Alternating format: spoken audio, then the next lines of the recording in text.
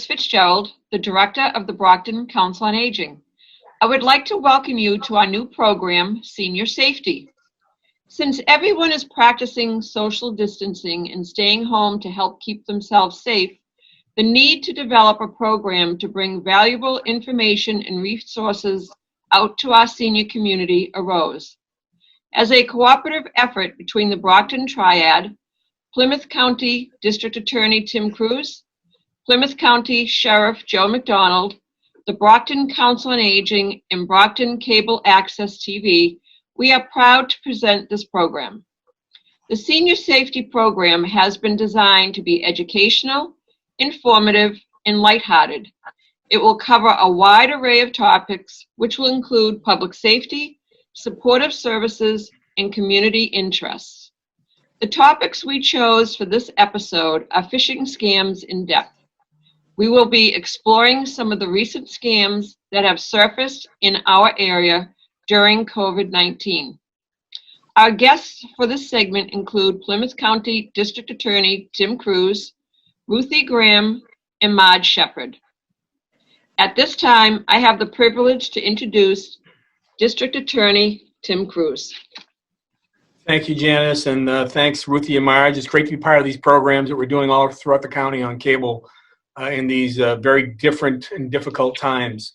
And for those of you that don't know me, my name is Tim Cruz, and for about the last 20 years now, I've had the privilege of being the DA here in Plymouth County and also including, obviously, the city of Brockton. And as we're proceeding through these really unprecedented times and challenges, I think we can all say that we're dealing with things that we never really thought we were going to be dealing with. I mean, if you told me a year ago where we were going to be, what we're going to be doing, would we be in a position of not going to court or doing things virtual? I don't think we were ever in that position. So, you know, I think one of the things that we continue to see, because what we do know is that the individuals that we deal with, the people who will try to take advantage of all of us, they jump in and get involved in these scams like anybody else. And we've seen a significant increase in scams and cyber crimes. And a lot of it is as a result of the misinformation and the fear that's associated with the COVID-19 pandemic.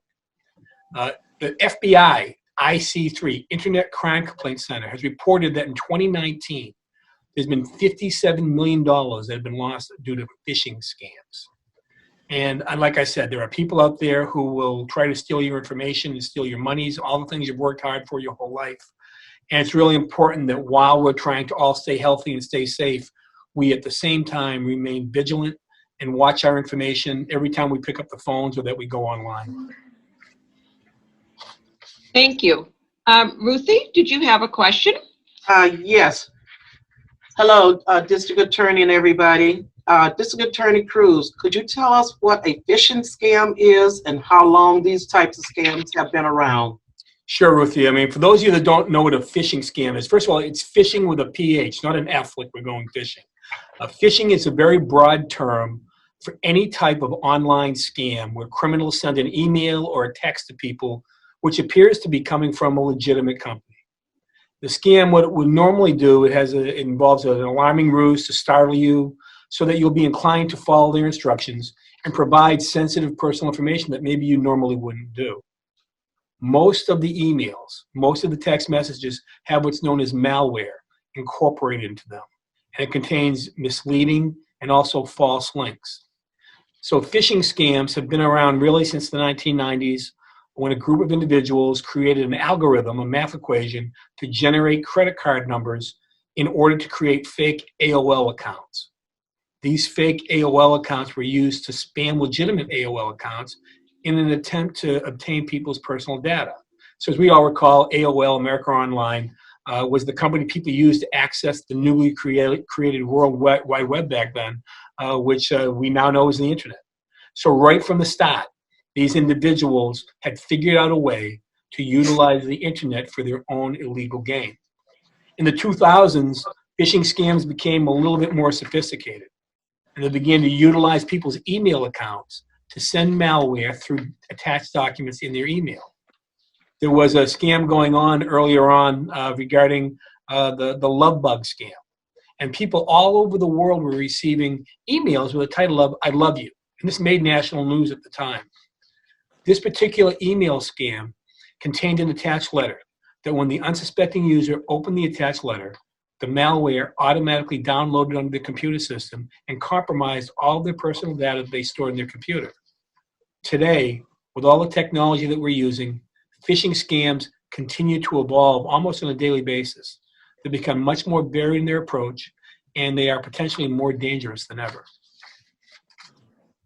And Marge Shepard, I think you have a question for the district attorney. Yes, I do. Hello, everyone. District Attorney Cruz, I have a question I hope you can help me with. I received an email from Amazon telling me that my Prime membership is up and that my card associated with the Prime membership is no longer valid. It wants me to update this card or to add a new card to the account. Do you know if this is a scam or is it real? Yeah, I'm glad you asked the question, Marge, because we get that question a lot as we go around the county right now. And this is probably most likely a scam. And really what it is, it's an example of what we call spear phishing. And so, what is spear phishing? It happens to be the most successful type of a phishing scam that's out there. Unlike a phishing scam that targets random people, a spear phishing scam targets a specific person. It's a much more in-depth version of phishing, and it requires an attacker to have special knowledge about their target. Spear phishing attacks account for 91% of all phishing attacks. How do they get that information? I guess that's the question we all want to know. They will gather public information on their target from content that's been posted about that person on various social media sites. So that when you put your information out there on whether maybe it's dating applications, LinkedIn, Facebook, Twitter, Instagram, all that information goes out into the world. Using this information, the spear fisher is going to be able to pose as a friend or a familiar entity like Amazon or something along those lines, able to send to you a convincing but fraudulent message to you. To increase your success rates, they often contain urgent explanations as to why they need your sensitive information. And during this pandemic, we have seen an increase in spear phishing emails that once again have malware incorporated into them. These emails often contain misleading information and false links. So that when you're talking about the Amazon email scam that Marge just asked about, Marge receives an email from Amazon stating that her Amazon Prime subscription is about to expire. And it could not be renewed because of the fact there was something wrong with the credit card, with her account, or it needed to be updated, or a new card needs to be added to renew the subscription. Now, you may think, well, that's valid. So most people are going to automatically click on the link because the email looks legitimate. The Amazon logo is going to be right there on the email. The from box on the top of the email states that it's from Amazon Prime. But this is really where we all need to be alert. These emails contain an urgent type of message, and it's telling you that the credit card associated with this account needs to be updated or replaced. A great way to determine whether or not that email is fraudulent and is in fact a scam is to double click on the word Amazon Prime in the from box to see where the email address pops up. If it's a weird looking email address, then it's definitely a scam. If it's an email address that pops up that looks like it might be from Amazon, still be wary because these fishers or spear fishermen, whoever they're out there, they know what they're doing and they know how to spoof email addresses to make it look very legitimate. I think we always need to be vigilant, and we always need to keep in mind that any link contained in this email is probably malware, which has been designed to steal your personal information that you enter into the form they've supplied you. So you're going to see a few of the spear phishing scams that we've been noticing in Plymouth County contain to Amazon or Comcast, Netflix, Facebook. They unfortunately are all landing in our email boxes, and we're unfortunately having to deal with all of them. District Attorney Cruz, I have a question for you.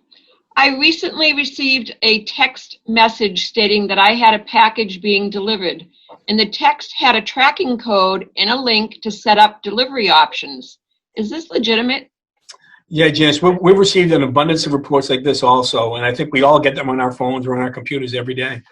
It's really a deviation of the phishing scam, which utilizes our cell phones, SMSs, the text messaging thing. And what we've been calling this one is smishing, S-M-I-S-H-I-N-G. And smishing is the act of text message fraud to try and lure victims into revealing account information or personal information or to have a victim click on a link to download, once again, malware onto their smartphone or another internet-connected personal device.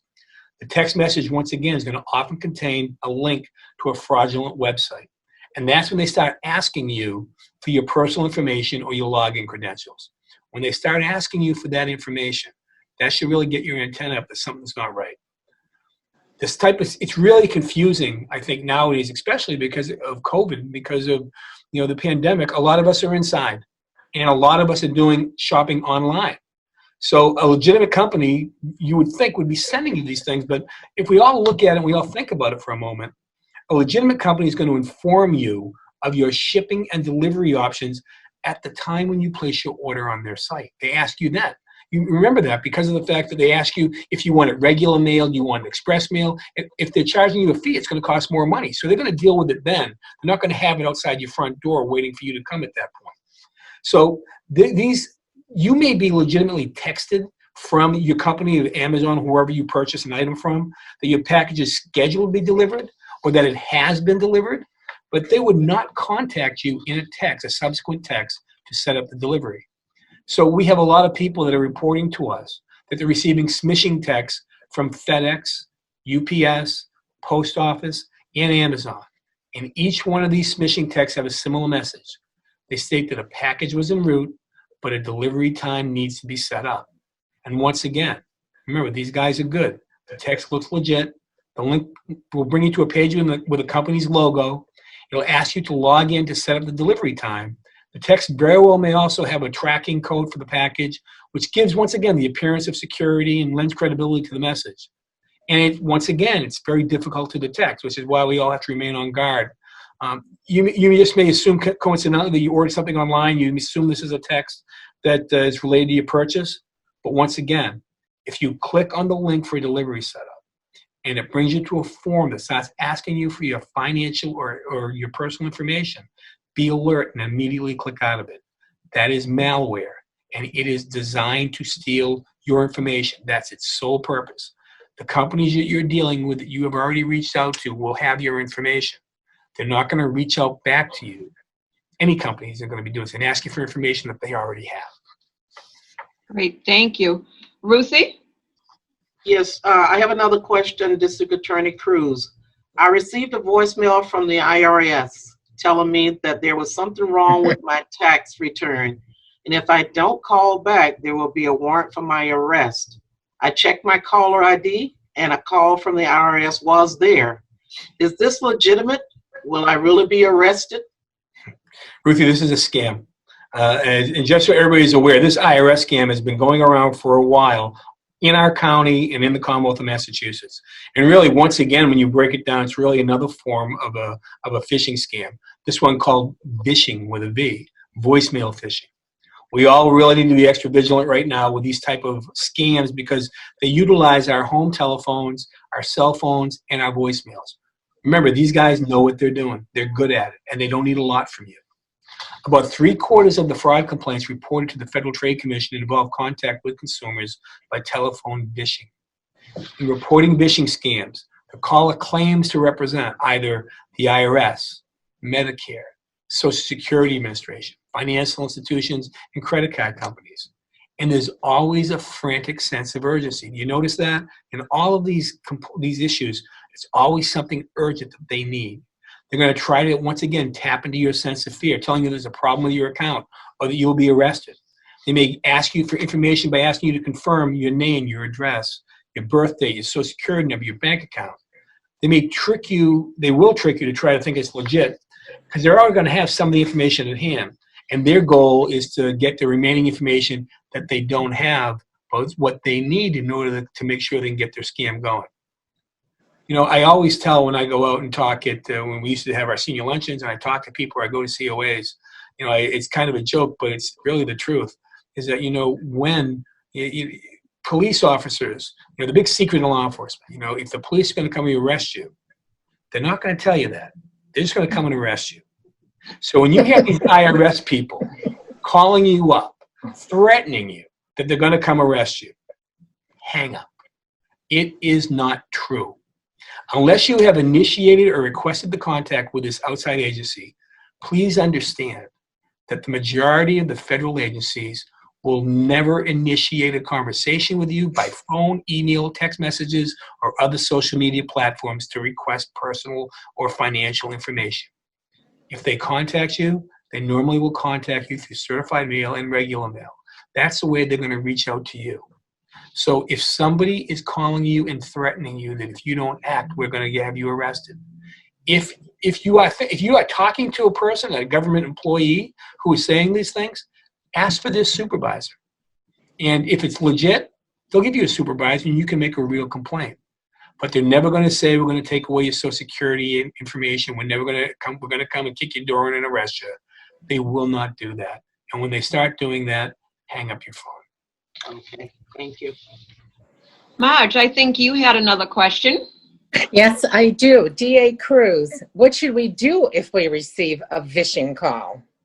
Yeah, Marge, really, the simple answer is, like I was just saying to Ruthie, is hang up the phone or don't pick up the phone.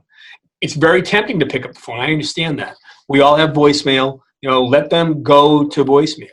And also remember that the caller ID numbers can be faked. I think we've all seen that. You may get a call to your home, and the number may be similar to your number. And you think, gee, that's odd. But these scammers, once again, they're pros at spoofing this stuff. So if you let the call go to voicemail, you're going to be able to listen to your messages and decide whether or not you want to call them back. If you do pick up the phone and you realize it could potentially be a phishing call, don't feel obligated to stay on the phone. Simply, hang up the phone and if possible, block that caller. If you receive a robocall that contains an automatic message, hang up. Don't ever press the buttons they want you to. Don't ever respond to any prompts. Even if the message says state 2 to be removed from the further list or say yes to speak to an operator. Scammers really will use tricks like this to identify potential targets for more robocalls. They might even record your voice later on when navigating voice automated phone menus to tie into your accounts. If a person provides a callback number on the voicemail, don't call it. If you feel you want to verify the caller's ID, call the company's official public number and ask to speak to an individual. If it's a scam, he or she will not exist in that company. And also, if you haven't already done so, please feel free to sign up for the Do Not Call registries. And remember, there's a state Do Not Call and there's a federal Do Not Call. And you add your home phone number and your private cell phone number. It's a free service. It tells telemarketers you don't want their calls. But once again, scammers are always staying a step ahead to try to figure out exactly how to get around those blocks. When you go on those lists, and I also know that they may only last for a year or two. You may have to renew your Do Not Call every year or two. Certain types of organizations will still be able to call you, political organizations or charities, because they're exempt. But other than that, you shouldn't have to. And I often tell the story, once again, some people they feel intimidated by hanging up. And that's why, basically, if you do pick up the phone and you do talk to somebody and you feel that it is a scam, we had a woman that what she would always do, because she felt that it was rude to hang up, she would just pick up her Bible and she'd read her Bible to them until they hung up on her. So that way she tried to deal with it that fashion. And if you don't want to be rude or you feel that you're being rude by hanging up, have a book and start reading it to them and they'll eventually hang up from you. So, District Attorney Cruz, I actually am a victim of this next scam. And I heard that unemployment fraud scams are on the rise in Massachusetts. Are these scams a type of phishing scam as well? Yeah, I mean, unfortunately, you've had it. People in my office have had it, and it's ongoing victimization of individuals by getting some of your information and applying for the benefits, unemployment benefits, which of course you didn't apply for because you're not unemployed. So, payment verification forms from the Department of Unemployment Assistance are sent to our HR department for a handful of our employees. And what we found out when we received them is that, we contacted our employees. They had no idea that their information was out there, that it was compromised, and that it was being used really to validate fraudulent claims. So some of our targeted employees actually received a packet of information from the Division of Unemployment Assistance regarding their unemployment benefits, how to join the Health Connector, how to get a flyer for mass hires. It appears that, once again, unfortunately, this is a business-related phishing scam, and this is also given a title, APT, Advanced Persistent Threat. APT is a broad term used to describe an attack campaign in which an intruder or a team of intruders establish a long-term presence on a company or an organization's network in order to mine highly sensitive data or information. In many cases, spear phishing attacks on employees are used as a first step in an APT attack on a specific company or an organization. Employees are targeted and compromised in order to bypass security perimeters. This enables the hackers to distribute malware onto the organization's servers and gain access to all the privileged data. In the unemployment scam, which is not just around here, it's a national scam. It's believed that the scammers, because the question is how do they get your information? It's believed that they've used stolen personnel information from previous data breaches of large companies that have, in order to use to file for fraudulent benefits. We always hear about them. You know, all these big companies who have these, the information that was stolen or was sent out by error. Organizations like Experian, Equifax, TJ Maxx, Marriott, Twitter, as well as other several companies have all been victims of data breach, for which these companies means that their clients and their consumers, of which we're all part of that, their personal information has been compromised and released, and it's no longer secure. The problem, once again, is once your information is out there, it's very difficult to get it back in. It's like, once again, putting the toothpaste back in the tube. Easy coming out, not so easy going back in. So what that means for all of us is that, you know, our personal information, including our social security numbers, has been compromised and could be in the hands of these scammers. As a result of this scam, the Division of Unemployment Assistance has begun additional identity verification measures that will temporarily delay the payment of time frame for many unemployment claims in Massachusetts. Some people who are filing for unemployment may be asked for additional identity information to verify their complaint. And that's too bad because they're trying to get the monies that they need because now they're unemployed. But because of all these scammers who are trying to steal money, their legitimate requests are going to be delayed. So we have a few more questions for you. Ruthie has one more. District Attorney Cruz, what should I do if I become a victim of the unemployment scam? Once again, great question, Ruthie. If you receive a letter from either your HR, your Human Resource Director, or from the Department of Unemployment Assistance and Labor and Workforce Development that states that a claim for unemployment benefits has been made in your name and you did not file the claim, you need to report it right away. Your HR director will report the fraud on their end, but you also have to report it on your end. In Massachusetts, a person will report that fraud on mass.gov website. There's a link on the homepage, and that will bring you to the online form. You're going to also need to run a credit check on yourself, because in Massachusetts, you are entitled to one free copy of your credit report from each company for a total of 3 for each year. So you can request your free copy by contacting one of these 3 credit reporting companies, either by phone or on the website. And all this information and sites that I'm talking about are on our website, PlymouthDA.com. You have to worry about writing this, remember, PlymouthDA.com. Go on our website, all these numbers and things are there. But there you get numbers and phone numbers and website applications for Equifax, Experian, and TransUnion. You can request one of your credit reports for free every 4 months. So what you can do is you can use Equifax 1 4-month time period, Experian the next 4 month, and TransUnion, all for free.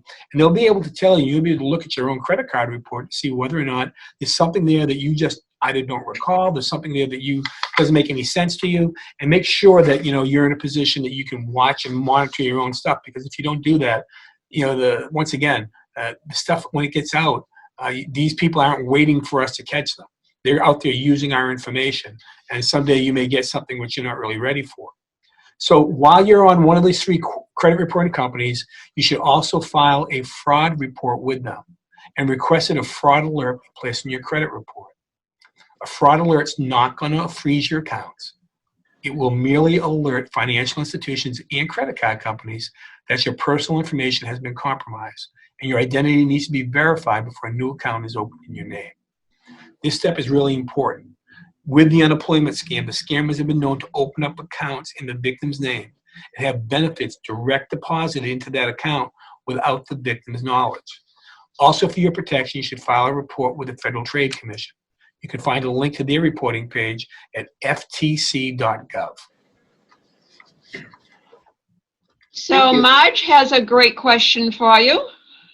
Yes, District Attorney Cruz, how do we all protect ourselves from these phishing scams?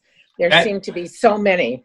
That really is the question, Marge. I mean, unfortunately, there's a lot out there, and unfortunately, the scammers are always adapting and trying to come up with more. And as the internet changes and everything changes, people are always trying to get in front. The best thing we can do is always stay vigilant and always be suspicious. You can trust, but you need to verify. You just can't blindly accept things that we get over the internet. If you get one of these emails, one of these text messages, and you're still not sure whether or not it's legitimate, close out of the email or the text immediately. Go online and pull up that business website where you made the purchase from, or that's reflected in the text message, and check its validity. So, for instance, the Amazon scam. You go on Amazon.com. You should sign into your account using the login section on their website. Go into settings, and under the category Your Account, select the Your Account or Recent Purchases option. That's a safe and secure way to determine if the email or text message is fraudulent. Because if there really is an issue with your account or your order or your delivery schedule, it's going to be right there. When in doubt, call. If the content of the email, the text, the letter, or the voicemail that you received is concerning, call the company listed in the correspondence to find out if it was in fact sent legitimately. If it wasn't, the company's now aware and can take action to warn other customers of potential phishing attempts that may be appearing to come from their company. Stop and think about it for a moment, why you received this correspondence. Does it make sense? The vigilance is really the key. Spoof messages often contain mistakes that don't look right. They're weird looking. There's spelling errors. Watch your personal information that you posted on the internet. Take a look at your online profile. How much personal information do you have out there in the world for potential scammers to view? If there's anything that you don't want a scammer to see or to have, don't post it. If you've already posted it, take it down. That way additional scammers won't be able to get it. Make sure you configure your privacy settings on each site to limit what others can see. Check these settings regularly to make sure that a glitch hasn't occurred during some update or something that you were doing if you were moving things around. Have smart passwords. Don't just use, like all of us want to do, use one password or one variation of that password for every account you own. It's easier. I mean, everybody's guilty of it at some point, I think. And it's really hard to remember all those passwords if you have more than one, and no matter which account you're dealing with. But it's also easier for the scammer to access all your accounts. It's the equivalent, really, of giving them the key to your house. So store all of your passwords in a safe place. A lot of phones have password keepers that use your fingerprint or Face ID to open them. These password keepers list your sites and passwords in alphabetical order, making them easy to retrieve and keeps them secure. Every password that you should have should be different from the rest. Passwords with random phrases, numbers, and letters are the most secure. Frequently update your phone and your apps. If your provider notifies you there's a new update, update it right away. The majority of these updates include security updates that will help protect you from the common attacks. Whenever possible, enable automatic updates. You know, being the victim of a scam can be embarrassing. However, everybody's vulnerable to it, and a lot of people that we know have fallen prey to it. We always have to remember to use extreme caution, especially when relinquishing personal information or financial information on the phone or online, or whether it be in person, via email or text. Most importantly, if anybody's out there that's maybe watching this and you believe that you've been scammed or your information is compromised, please contact your local police department and report it to the FTC as well. We can't do things about it unless we know about it. And although it may be very difficult to, once again, like I said before, put the toothpaste back in the tube, what we can do is we can alert everybody else to the scams that are in our area. And we can make sure that, you know, maybe it happened to one person in one of our towns, but if we get the word out, some people will say, hey, you know what, I read about that, I heard about that, somebody told me about that. And if nothing else, we're going to stop the bleeding in this stuff, and we'll make sure they'll be in a position that we can prevent things from occurring. District Attorney Cruz, thank you so much for taking the time to speak with us today. This is great information and a valuable resource for our senior community. Is there some place that our viewers can go to get additional information regarding the resources offered by your office? Yes, Janice. All of our information that you heard today, it's all posted on our website. And once again, you can access all that information, all the numbers, all the phone numbers, all the websites at PlymouthDA.com. That's PlymouthDA.com.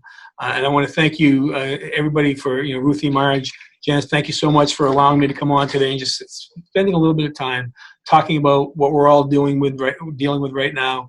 And I would just remind everybody to stay safe, and we'll all get through this together, and eventually we'll be able to continue back to the way that we used to live.